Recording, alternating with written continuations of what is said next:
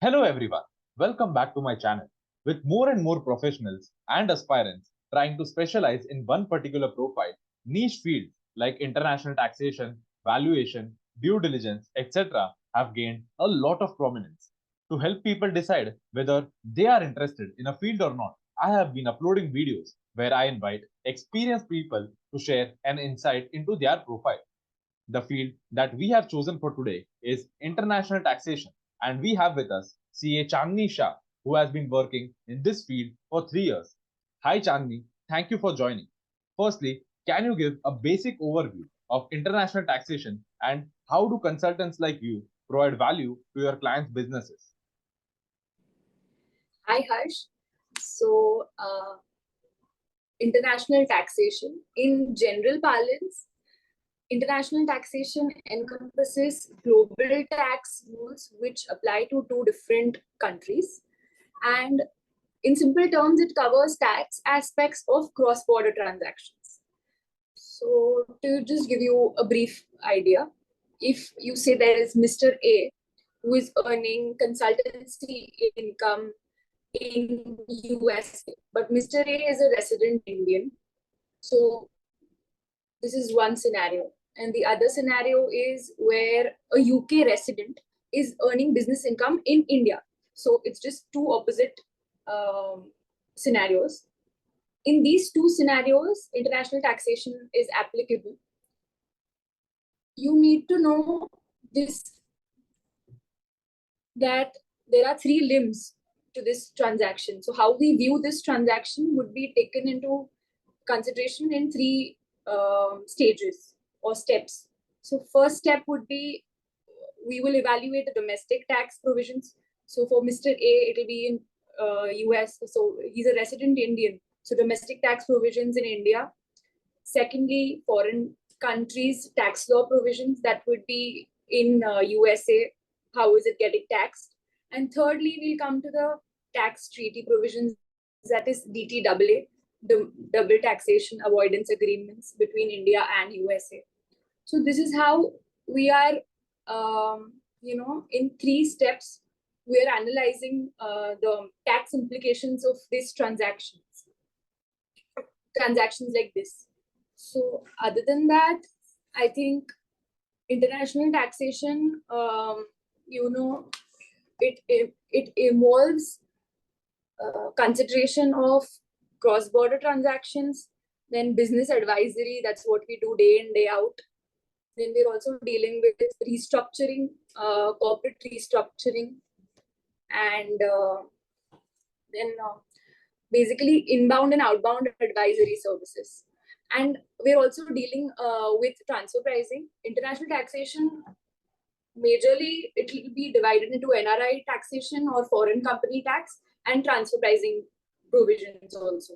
So my articleship experience was in international tax, and we did a little bit of transfer pricing, but more in advisory consultancy relating to business and investment structuring. So, and how do we, coming to your second point, how do we provide value to our clients' business?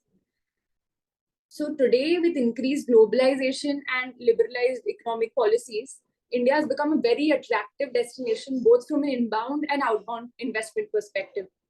This has necessitated business enterprises, or you could call MNEs, multinational enterprises, to expand and diversify.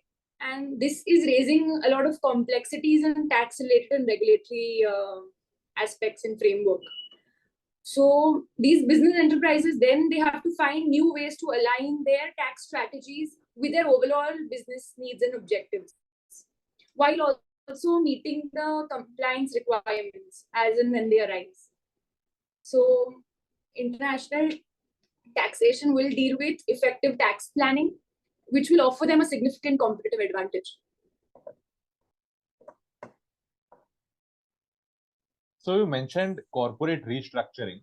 Could you just give a simple example so that the audience would understand what exactly is done? Okay. So as we all know that corporates in India they want to establish branch offices, or they want to establish presence outside India for various purposes. That could be uh, um, for their business growth or expansion. So they want to set up an office in Singapore or Mauritius, or for that matter, if they are into mining, then they want to explore the regions of Africa for their business per se. So what we are doing day in and day out, I have been involved in multiple assignments wherein we have evaluated implications of setting up a branch office or permanent establishment in various jurisdictions as per the client's needs and objectives.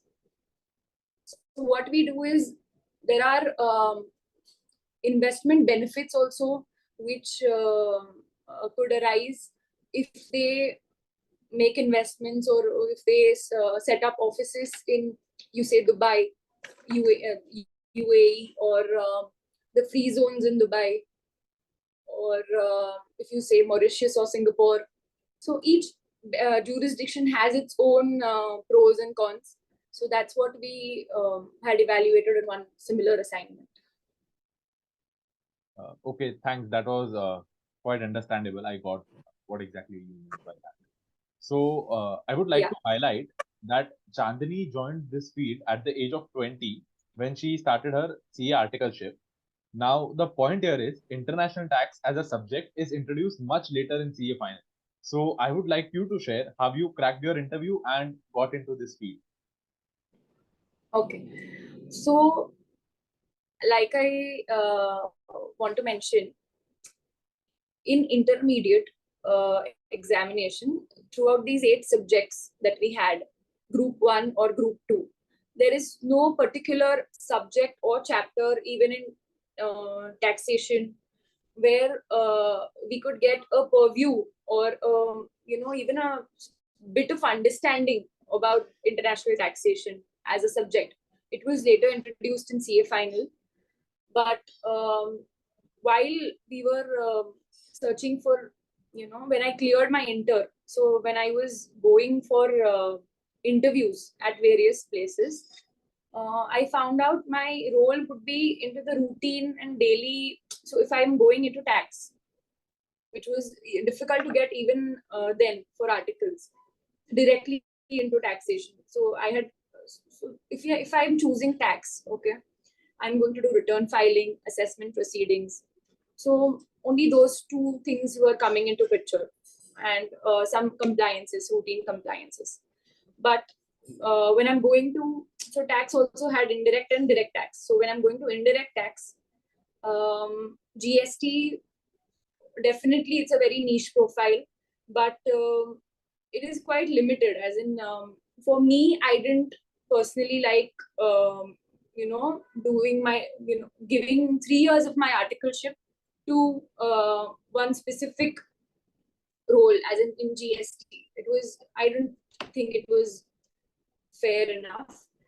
And coming to audit, definitely audit has its own advantages, because if you are doing audit, then you know how a company is performing, how you get to read the financials, and you know where it's generating its income from, and what are the expenses specifically in which the company is dealing with. So audit also had its own pros, but I didn't want to. I wanted something which was not monotonous, and where I could grow every single day or with every single assignment. I didn't have that much of knowledge, but I had an uncle of mine who was a chartered accountant. Who is a chartered accountant? He is CA Sailesh Doshi. So he helped me. So I got guidance basically from someone who knew that it was not my caliber, it was not my liking to do something monotonous or do something day in, day out. I wanted to do something different right from the beginning, and I wanted to be specialized in that one profile and then carry on. This definitely has its own drawbacks for another or some other person The drawback could be that you get into this international taxation, and then when you want to switch, it's easy to switch, but then you won't have, if you want to go in audit again or you want to go in due diligence, it would be a little difficult for you because you've done tax throughout. You don't have that exposure of, completing an audit assignment. But I could take that risk, and I wanted to. That risk would have only arisen if I didn't like what I was doing. But luckily, I am enjoying whatever I'm doing right now. With each assignment, I'm able to grow. With my interview per se, I had actually taken a look at our CA final module, recommended by ICAI. So ICAI module actually. In that, I'd seen it was divided into NRI taxation and transfer pricing, like I earlier said. And then there were OECD guidelines and all of that followed. But basically, I had gone through section 195 and the charging section 4 and the deeming provisions of section 9. So 916, 917, permanent. Then I had gone through some DDAAs also. I had gone through specifically India, UK DDAA, which is quite standard, and there is no, as in the articles of the treaty are same for all DDAAs. The specific article, then the language interpretation changes for each country depending on which country has decided to, tax it in the resident state or tax it in the contracting state. So that depends. So I've gone through articles of the double taxation avoidance agreement, specifically permanent establishment, which is Article 4, and royalty FTS, that is fees for technical services. I'd also gone through equalization levy, this topic, because I think that's another question that you get asked quite often in interviews. Thank you for the complete background of how you made this decision and how you prepared for the interview. This is definitely going to help articles and qualified chartered accountants who want to give an interview in this field. So my next Correct. question is, how is the work pressure in this field, and can you share some interesting assignments that you have worked on? Okay. So the work pressure, as in there are assignments which we get, and so we call them deliverables. These deliverables are time bound more than often. So we have to give our views or opinions or notes or presentations to them in 2 days time frame or 3 days time frame or a week time frame. Maximum time is a week that we get for an assignment. So the work pressure would be, I would say, compared to the other people who are engaged in different profiles, it's quite manageable, provided you have a good team with you, and provided you are able to grasp everything in the first instance, and you're able to get to the solution quite easily. Other than that, I think my work pressure during my articleship period was quite manageable. I was able to balance my studies and my office hours quite easily. And about interesting assignments, so I was telling you, we had this assignment of reviewing different jurisdictions for a company who wanted to set up their office, or you would say their business or subsidiary, for that matter. That was the option that we gave them, that you can set up your subsidiary, or you can set this up as a branch office in UAE. So that was one of the interesting assignments I worked with. And what I'm learning from these assignments is that interpretation of the act, our income, be it Income Tax Act or be it any other US law or UK law.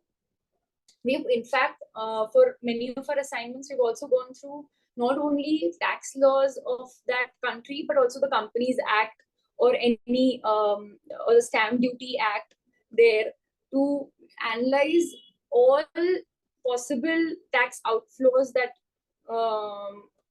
would occur to the company in case this transaction is executed.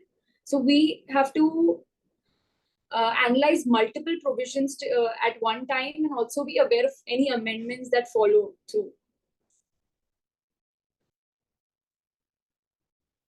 Okay, so what would you advise someone who is considering international taxation as a career option, but is not quite sure about it? Okay, so gone are the days when tax used to be just a return filing or assessment function. Presently, tax has become aligned with one's business strategies, per se, of the whole group, of all the group companies, and the tax function is supposed to create value for the group as a whole.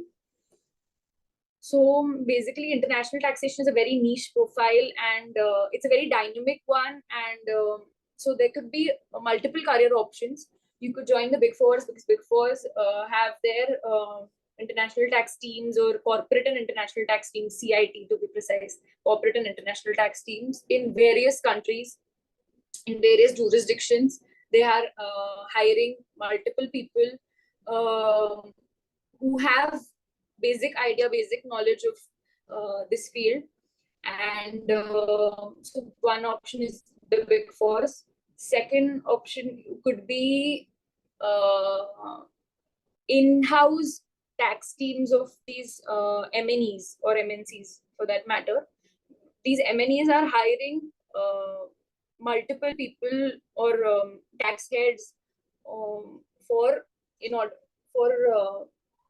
their own team. So for an article, it's definitely very difficult to get in.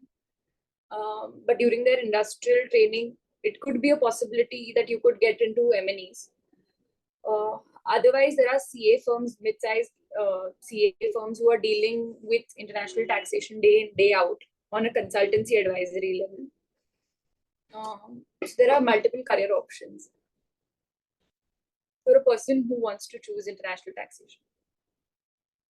So what I have come to know from this interaction is that despite this being a subset of taxation, small part of taxation, there is something to learn every day, and the field is quite dynamic. Exactly. Something or the other is happening. Exactly. Every assignment, I can tell you, I have been able to learn something which I didn't know for the past 3 years. So my articleship got over, and then I continued in the same profile. But every assignment, let me tell you, is a new one, because you get to explore every other jurisdiction's tax laws and company laws. So it's quite, for a person like me who does not like monotonous work profile, could definitely go into international taxation, because it's very dynamic, and you would love it. Also, I forgot to mention this. So a person who wants to do international tax would also expect to be exposed to the consultancy services which we are providing day in and day out under FEMA. And these are post-transaction compliances, like filing of form FCGPR, FCTRS, day in, day out basis. You could get an exposure to that. Other than that, we have to go for approvals from Reserve Bank of India for remittances under the approval route. An automatic route, only reporting compliances are required. Then capital and current account transactions are analyzed, and implications on the same are also given in the form of a note or an opinion. After everything is completed, we also have these compounding applications that we get to assist in for our clients, wherein we have to prepare the documentation of whatever has been filed with RBI and seeking approvals for late submissions or some misreporting or non-compliances, and for that we have to go for compounding applications to the RBI. So all in all, it's a very interesting profile. I am very interested in it, and I'm really loving it. Thanks, Chandni, for giving your point of view on this. So my last question is, I'm sure a lot of CA aspirants would be watching this video. Do you have any message for them? Only one message is that whichever field, whichever profile you go for during your articleship period, you have to see to it that you balance it out with your studies, because at the end of the day the goal is to become a chartered accountant, and the second goal of course is learning with it, which will come only if you are sincere enough in your articleship period with your work, to be precise. But primary focus should be on balancing it out and maintaining and striking a perfect balance between your studies and your work. Giving priority to studies first, definitely.